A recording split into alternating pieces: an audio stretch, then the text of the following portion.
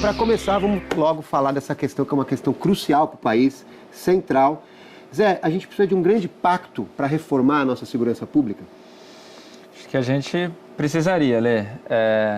Nós falamos aqui em janeiro de reforma política como um tema público que precisaria vir com tudo em 2014, e eu incluiria a reforma da segurança pública ou das polícias nessa lista, né? Tem o limite, que é o de uma estrutura que é inadequada, né? Essa divisão de polícias, duas polícias com os papéis divididos é uma coisa que existe em muito poucos outros lugares no mundo, né? Na grande maioria dos casos, você tem a polícia ostensiva, você tem a investigação, mas isso são galhos de uma árvore só, né? E que se falam, que cooperam, que atuam em conjunto, né? As polícias, o patrulhamento não é uma função militar, né? Não tem o atrelamento que a gente tem das polícias às Forças Armadas, né? Como a gente tem no Brasil. E isso é ainda uma herança do período da ditadura, né? Quer dizer, quando você olha desde a Constituição e da democratização outras áreas de política pública, teve muita mudança nos sistemas, né? A saúde deixou de ter o INAMPS, o INPS e criou o SUS, o Sistema Único, mudou totalmente a estrutura. A educação criou a nova LDB e todo o sistema do Fundeb, que também vertebra municípios, estados e governo federal em torno do sistema novo. A assistência social tem o SUAS, que é o Sistema Único de Assistência Social, e assim por diante. Segurança, a gente tem basicamente a mesma estrutura tem que a do explicar para quem é de casa, né? Porque o Zé Marcelo está falando sobre isso. Ele tem uma longa história de militância nesse assunto. Foi fundador do Instituto Sou da Paz. Foi fundador do Sou da Paz, que é uma organização muito importante. Do Fórum Brasileiro de Segurança Pública. Também do Fórum de Trabalhou na Secretaria de Segurança Pública do Ministério da Justiça. Foi lá que eu conheci o Zé Marcelo, no Ministério da Justiça, então ele sabe do que está falando.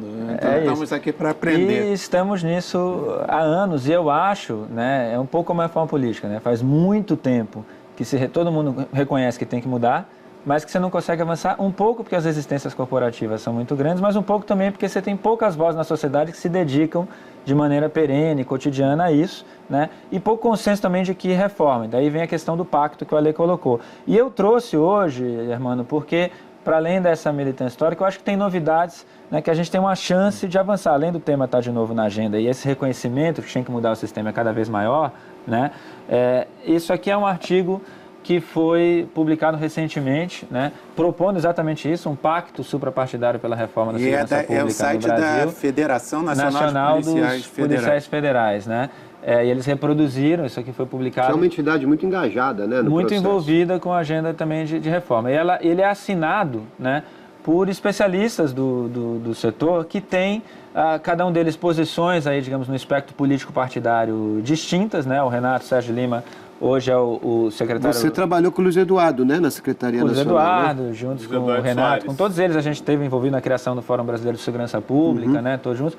O Renato hoje foi secretário-geral, integra o Conselho de Administração do Fórum. O Cláudio Beato dirige o Centro de Estudos em Segurança lá da Universidade Federal de Minas Gerais. O Raton é da Universidade Federal de Pernambuco, teve um papel importante lá no Pacto pela Vida em Pernambuco. O Luiz Eduardo Soares foi secretário nacional de Segurança, é antropólogo, uma referência no assunto também no país, né? E o Rodrigo Azevedo é lá da PUC do Rio Grande do Sul. Todos têm envolvimento com o assunto, são especialistas reconhecidos, cada um, como eu disse, com uma posição aí político-partidária variada, e eles propõem isso. Precisamos conseguir fazer reforma, precisamos conseguir superar os impasses, gerar um pacto.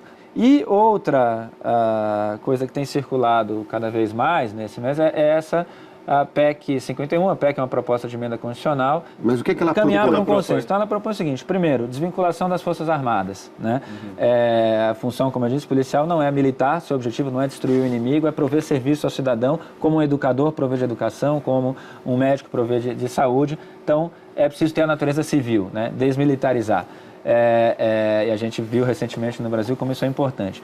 Segundo, carreira única, né? Hoje você tem estratos tanto na Polícia Civil como militar. Você tem os delegados na Polícia Civil, os oficiais na Polícia Militar, que são um mundo à parte, e os praças, os inspetores, agentes de polícia, né? E em qualquer polícia do mundo, né, você começa fazendo patrulhamento na rua e vai subindo na carreira, e então as pessoas de comando têm uma vivência, uma experiência, uma relação com a base muito mais orgânica que nos falta. Depois, ciclo completo, que é essa ideia de que uma mesma organização policial tem que investigar, tem que fazer o patrulhamento, tem que fazer toda a função policial. A gente não pode ter a separação e a rivalidade que a gente tem hoje.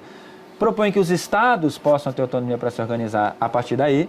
olha, tudo bem, a gente aqui vai fazer isso completo unificando as nossas duas polícias civis e militares, fazendo uma polícia só. Ou não, nós vamos dividir por competências territoriais as nossas polícias, não deixar que os estados possam experimentar, que é uma coisa que outros países federativos no mundo têm, os Estados Unidos principalmente, e criar controle externo, ouvidorias, para poder acompanhar, receber da população denúncias de abuso e ter poder para investigar e gerar respostas para abuso sem que a resistência corporativa impeça que muitas vezes as respostas aos abusos aconteçam, né? São algumas propostas, o Eduardo ajudou nisso também, outras pessoas, isso tem circulado. Como eu disse, há quem diga, isso, desmilitarizar é importante, mas é importante também descartorializar, quer dizer, tirar também o inquérito policial burocrático que a gente tem hoje, desburocratizar a investigação policial e melhorar, né, a polícia. Então, tem tudo isso, mas a PEC... De 0 a 10, qual é a chance de passar? Isso só vai acontecer se a sociedade abraçar isso e levar isso como um tema para ganhar realmente espaço na pauta. E a gente precisa conseguir que no próximo governo federal e na próxima legislatura no Congresso, esses dois assuntos estejam na pauta e que se vote. Né? A gente tem que ficar de olho nisso para exigir que as pessoas que a gente vai votar esse ano... Não, e não só isso. Tem alguma coisa... E a outra mas não só isso, só queria comentar.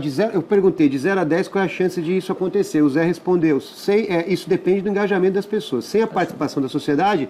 É zero a chance de acontecer. E mais uma coisa, Ale, incluindo na sociedade aí policiais e profissionais do sistema. Essa é outra novidade importante, né? O texto do pacto estava no site da Federação dos Policiais Federais e esse está no site da Associação dos Praças do Estado do Paraná. Quer dizer, você tem um crescente envolvimento de policiais e profissionais de policiais abraçando a ideia de que é preciso mudar, né? Tem uma pesquisa recente que foi feita que diz que 77% dos policiais se declararam a favor de mudanças no sistema, né? E cada um tem a sua reforma. Mas a outra coisa é essa, você não muda a saúde sem envolvimento dos profissionais da saúde, você não muda a educação sem envolvimento de professores, não vai mudar a segurança sem envolvimento de policiais e sem reconhecer neles servidores. E tem muito policial afim, disposto e fazendo no seu trabalho de melhorar, né? Então, acho que isso é o fundamental para a gente andar.